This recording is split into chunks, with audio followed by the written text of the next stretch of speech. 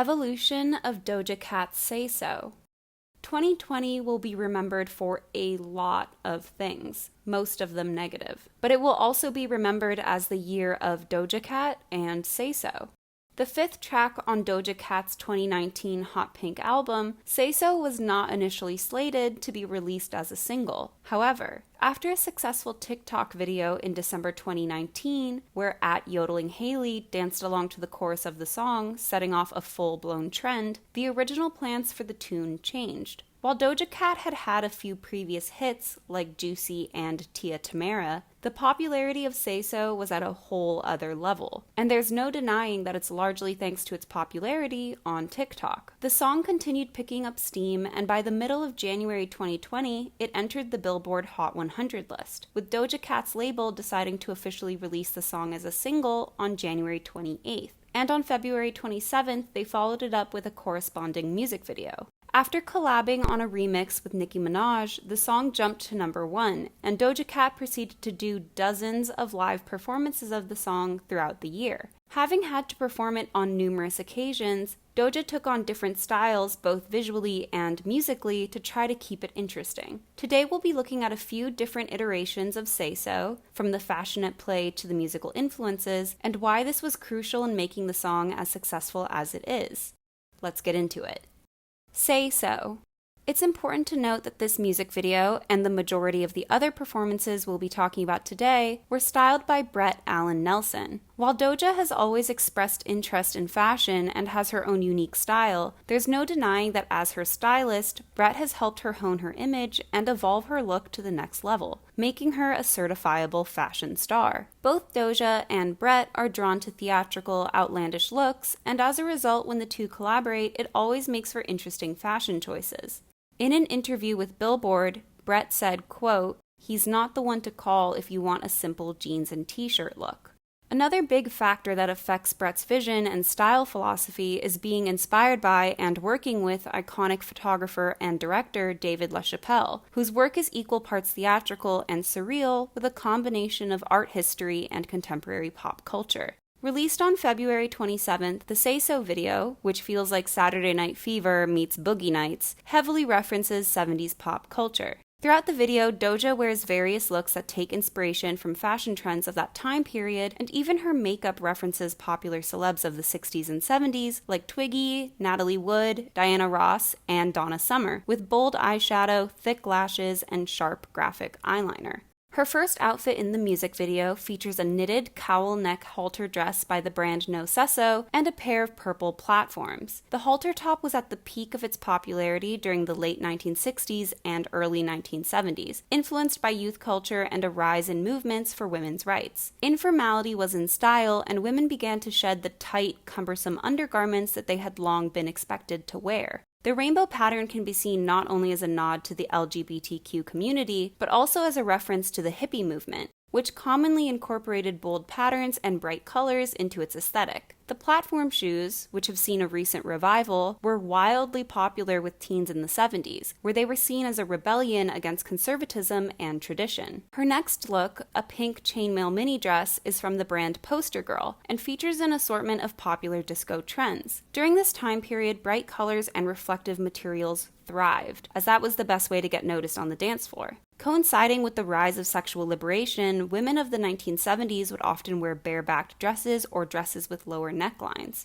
Doja's hair in this look is classic 70s, a flipped-out, feathered blowout that was popularized by actress Farrah Fawcett, one of the era's top sex symbols after her role on Charlie's Angels catapulted her to fame. Doja also wears a pair of large star-shaped hoop earrings, and while the shape itself wasn't all the rage in the 1970s, hoop earrings in general were a common accessory for women of color, and within the Black community they became synonymous with female empowerment. Doja's next look is custom Garo Sparrow, with the designer referring to the outfit as a, quote, disco Barbie butterfly fantasy. It appears to take the majority of its inspiration from Cher's outfit at the 1974 Oscars, where the singer/actress wore a Bob Mackie original on the red carpet. The outfit was a matching floral two-piece set that featured a small halter top, low-waisted skirt, and large appliques in her hair. Doja's look is very similar, especially in color, but features butterfly motifs instead of flowers.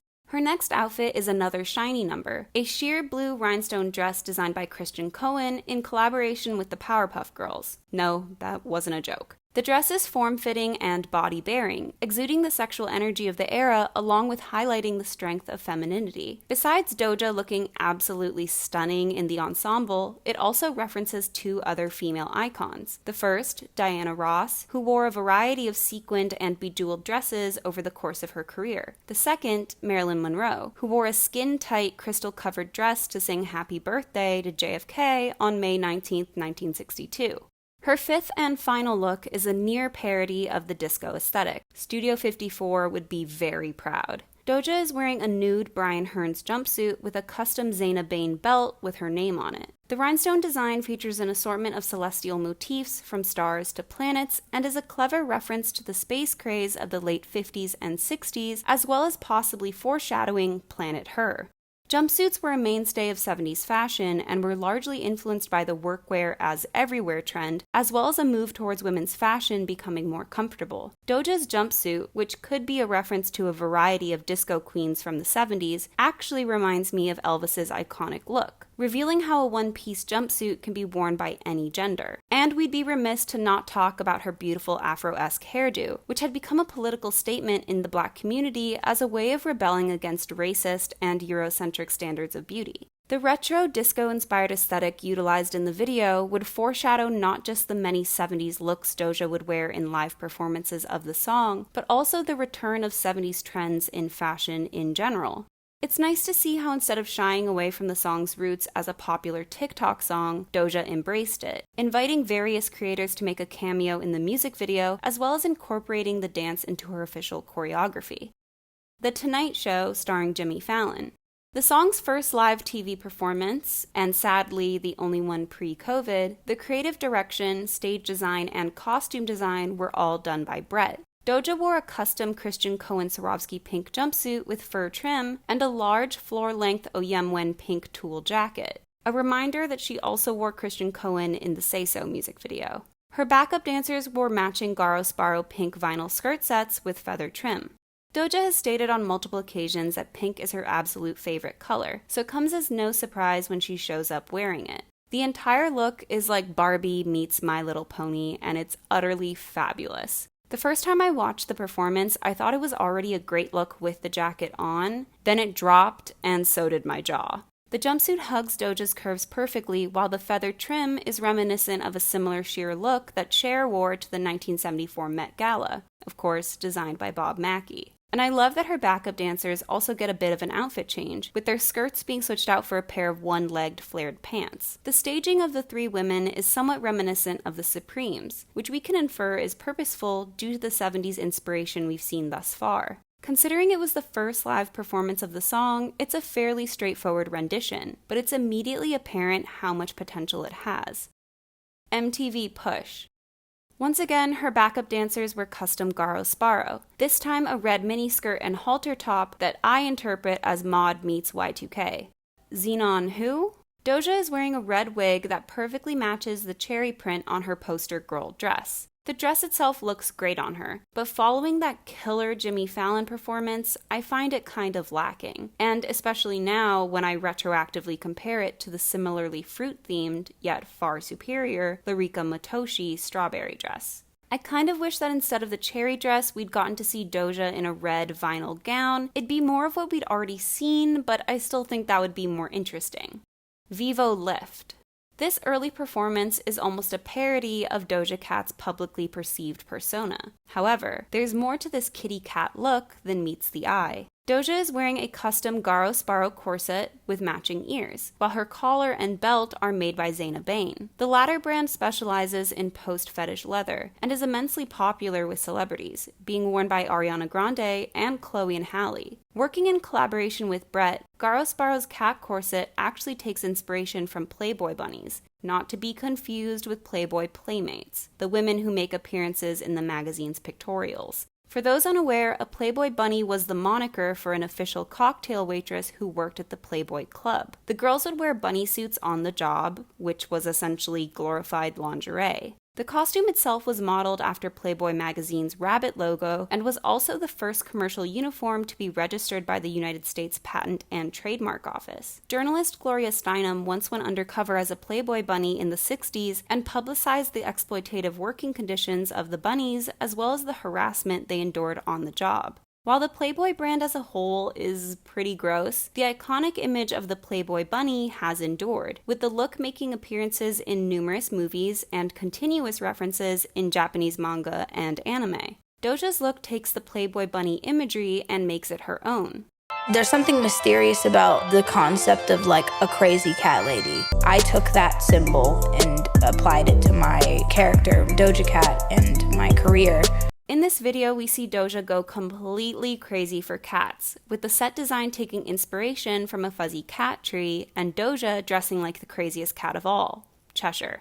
Executive producer Micah Bickham said, quote, "We wanted to use textures and materials that felt domestic in a way that connected with this feline identity that Doja hadn't really explored up until now. You can see these themes like a giant pool of milk in Streets or the cat condo structure in Say So. Even our use of carpet, which to me is such a beautiful and underused material, really elevates the domestication of each song. We ultimately wanted to create environments that an audience could understand, but still had a level of obscurity to them." End quote.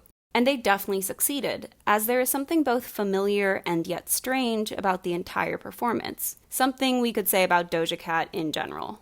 NBC's The Voice. The first in a string of at-home performances of Say So, we see Doja in a simple set with silver tinsel, giant disco balls, and lots of bubbles. The pink sequined pajama set is equal parts glamour and comfort, evoking the image of a fantastical slumber party. We wish quarantine looked this good. The back of the shirt also says "Sugar Daddies solve all problems," and it's honestly hilarious and is something I could see Doja actually wearing. For a socially distanced performance that had to be constructed at home, it isn't bad, and compared to some of the others we're about to see, it's actually interesting. BBC Radio 1.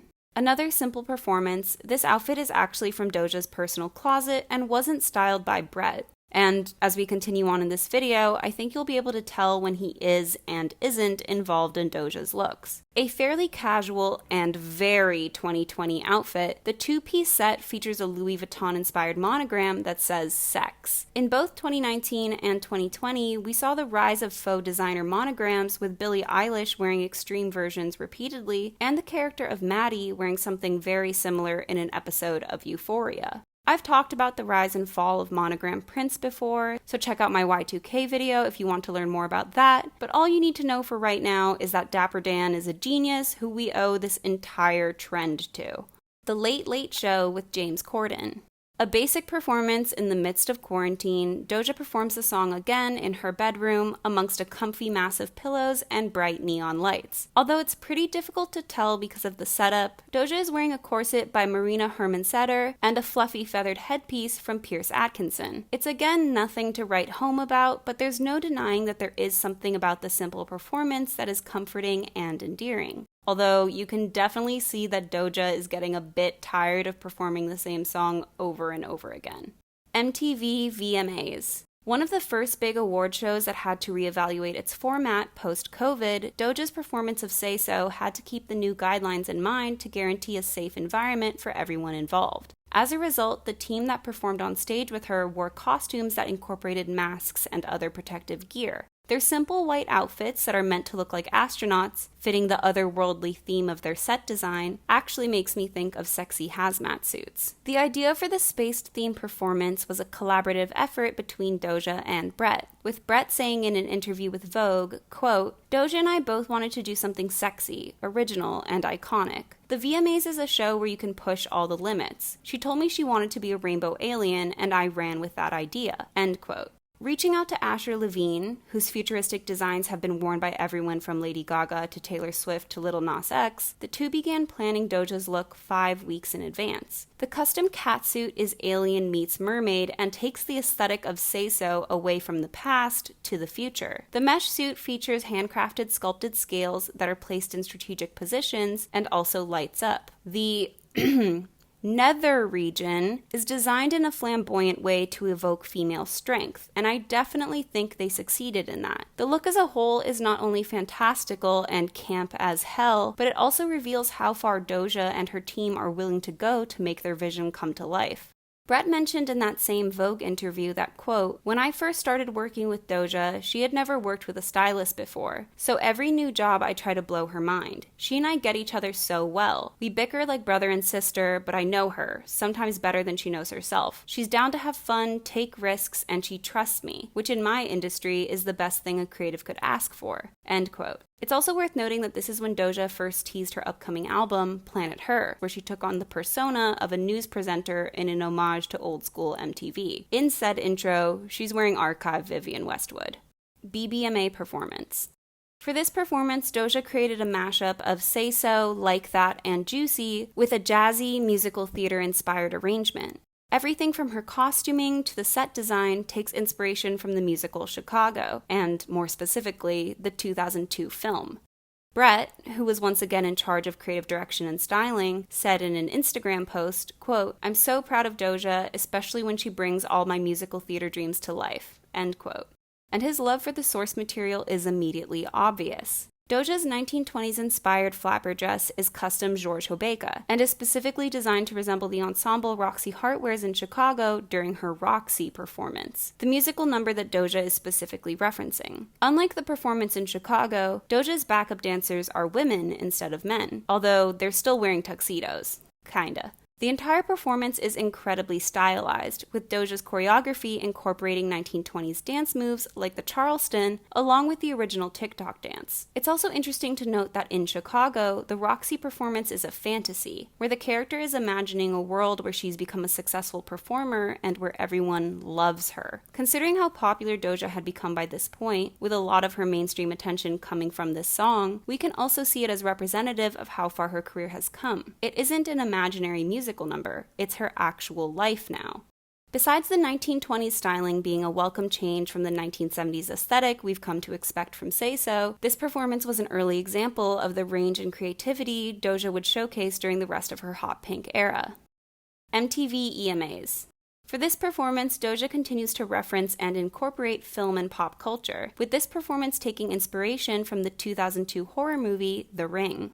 Doja enters the stage through a static-filled TV, just like the movie's antagonist, Samara, and wears a similar dress as she does in the movie. The custom white gown is Anasia, who helped the team with the, quote, "sexy rock and roll grunge" look they were going for. The dress, along with Doja's hairstyling, is made to look wet, solidifying the ode to the ring, and also follows a string of other celebrity wet looks, like Kim Kardashian's 2019 Met Gala look by Thierry Mugler, or the white DePetza dress Gigi Hadid wore for her pregnancy announcement earlier in 2020. The dress also shares similarities to John Galliano's Spring-Summer 1986 Fallen Angels collection and Alexander McQueen's Spring-Summer 1998 Untitled collection. If we compare Doja's looks to Gigi's, you can understand just how important styling is. Although both women are wearing white, wet dresses, Gigi comes across as angelic and ethereal, while Doja's is more punk rock and edgier as the result of dark makeup and garters. Her sexier 90s-inspired outfit sets the tone for this performance, which has taken on a more heavy metal, alternative rock vibe as opposed to its original 70s disco inspiration. Keeping that in mind, you could also say that the performance is an ode to other rock bands, most notably Evanescence, who utilize similar visuals in their music videos. And although this performance was incredibly different from others and was a joy to watch, fans on the internet began mentioning how the song had become overrated and boring as a result of excessive performances.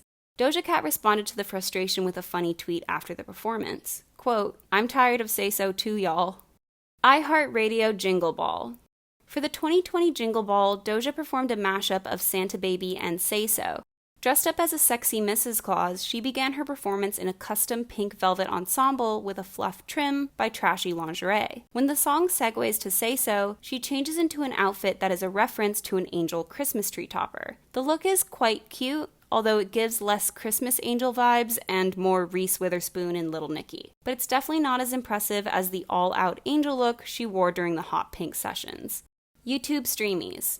At this point, we can tell that Doja is getting tired of Say So, and unlike her last few creative performances, this is a fairly obvious and straightforward rendition of the song. She follows the 70s theme, and her outfit is an obvious reference to Cher's look in the late 60s. The custom skin-colored Falov heart dress has fringe detailing and is encrusted with crystals, and while overall nothing special, it is interesting to note how different this entire look is from her bbma performance, although both dresses have very similar features like fringe and mesh. Nothing else to say about this one, but we've got to give them a break since they've been doing their best to come up with new concepts for the song all year long.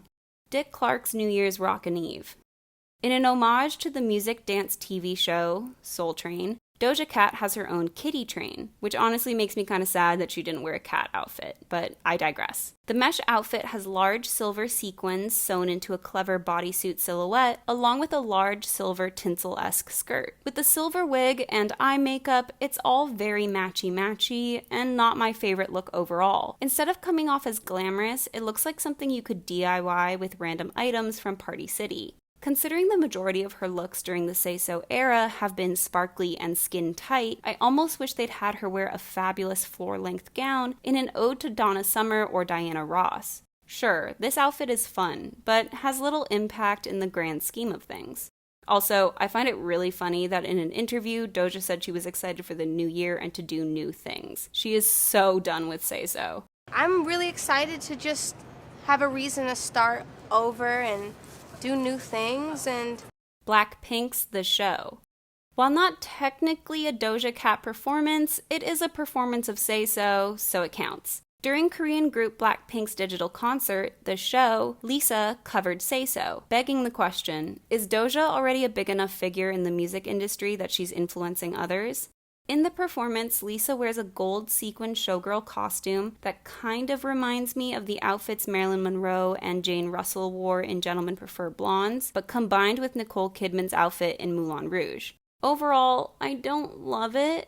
Keeping in mind BLACKPINK's usually out-of-the-box costuming, this feels fairly forgettable, although I do love Lisa's additional rap verses as well as the dance break that helps her show off her strengths. The Grammys. At the Grammys, where Doja unfortunately didn't win a single award, she performed Say So for likely the last time, officially marking the end of her hot pink era. This is like the funeral of Say So, I feel like. You know, I'm in my all black.